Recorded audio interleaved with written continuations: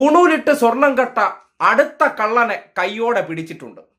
ശബരിമലയിൽ തന്ത്രി കണ്ഠരര് രാജീവരുടെ മോഷണം കയ്യോടെ പിടിച്ചതുപോലെ തന്നെ മറ്റൊരു ക്ഷേത്രത്തിലെ തിരുവാഭരണം അടിച്ചുമാറ്റിയ പൂജാരി കള്ളനെ കയ്യോടെ പിടിക്കുന്ന ദൃശ്യമാണ് നിങ്ങൾ കാണുന്നത്.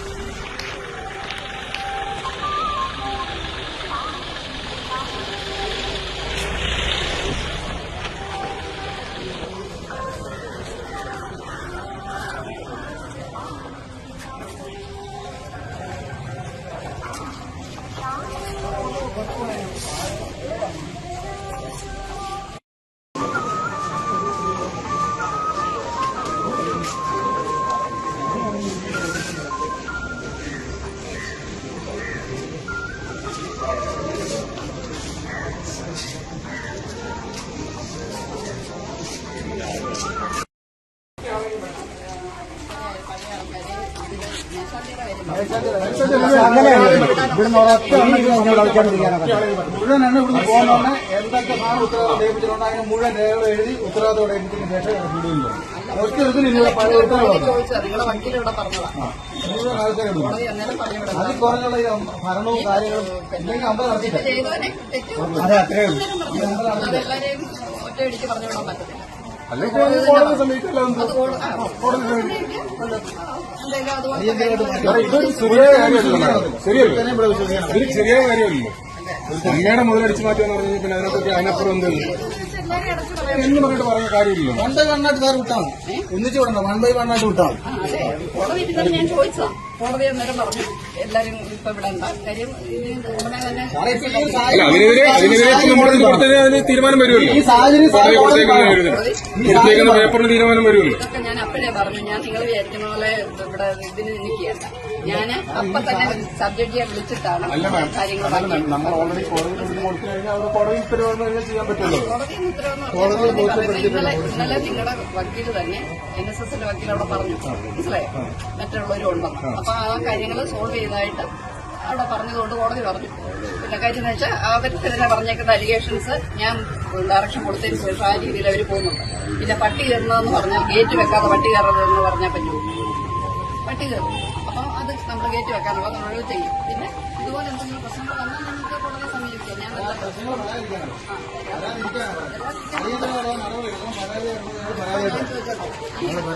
മേൽശാന്തിയെ തന്നെ അതിന്റെ പ്രോപ്പർ രീതിയിൽ നമ്മൾ നീങ്ങിയതുകൊണ്ടല്ലോ ഇത് കണ്ടുപിടിക്കാൻ പറ്റി. അല്ലെങ്കിൽ ചുമ്മാതെ പിന്നെ വഴിയെ പോകുന്ന ഒരു മേൽശാന്തിയെ കൊണ്ടുവന്ന് അങ്ങോട്ട്. മാഡം, ഇത് വേറൊന്നും കൊണ്ടല്ല, ഇത് ശരിക്കും ഒരു നാണക്കേടല്ലേ? ശരിയല്ലേ? ഒരു ഷെയിമല്ലേ? മേൽശാന്തി തന്നെ ചെയ്യുമെന്ന് പറയുമ്പോ അതൊരു ഏത് ലെവലിൽ എത്തി എന്നുള്ളതെന്ന് നമ്മൾ ചിന്തിക്കണം. മനസ്സിലായോ? ദേവിയെ കാണുന്നതിന് അതേ തുല്യത്തിലാണ് മേൽശാന്തിയെ കാണുന്നത്, അല്ലേ? അവർക്ക് ചിലപ്പോൾ ഒരു നിസ്സാര ജോബായിരിക്കും. പക്ഷെ ഇവിടെ വരുന്നവരെല്ലാം എന്ത് ഇതിലാണ് അവിടെ വന്ന് കിടന്ന് നിൽക്കുന്നത്?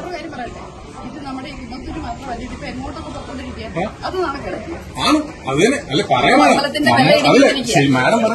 ആലപ്പുഴ മാന്നാറിലുള്ള ക്ഷേത്രത്തിലെ തിരുവാഭരണമാണ് പൂണൂലിട്ടത് ഈ മഹാകള്ളൻ അടിച്ചു മാറ്റിയത്.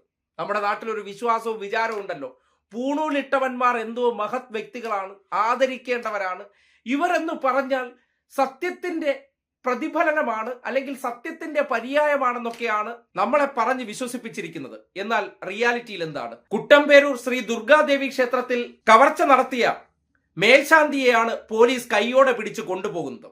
ഇനി പൂണൂലിട്ട കള്ളന്റെ ഇല്ലം കൂടി നിങ്ങൾ അറിയണം. കാര്യം ഈ പൂണൂലിട്ട കള്ളന്മാർ ഇല്ലം, ബ്രഹ്മശ്രീ തുടങ്ങിയ കുറെ ഓമന പേരുകളിട്ട് നാട്ടുകാരെ പറ്റിക്കുന്ന പണിയാണല്ലോ എടുക്കുന്നത്. അവരുടെ പേര് രാജീവ് എന്നിട്ടാ പോരാ, കണ്ഠരർ രാജീവരർ എന്നതുപോലെ തന്നെ കുട്ടമ്പേരൂർ ശ്രീ ദുർഗാദേവി ക്ഷേത്രത്തിൽ കവർച്ച നടത്തിയ ഈ മഹാന്റെ പേര് ഇളമൺ മഠം രാധാകൃഷ്ണൻ നമ്പൂതിരി എന്നാണ്. കേട്ടില്ലേ?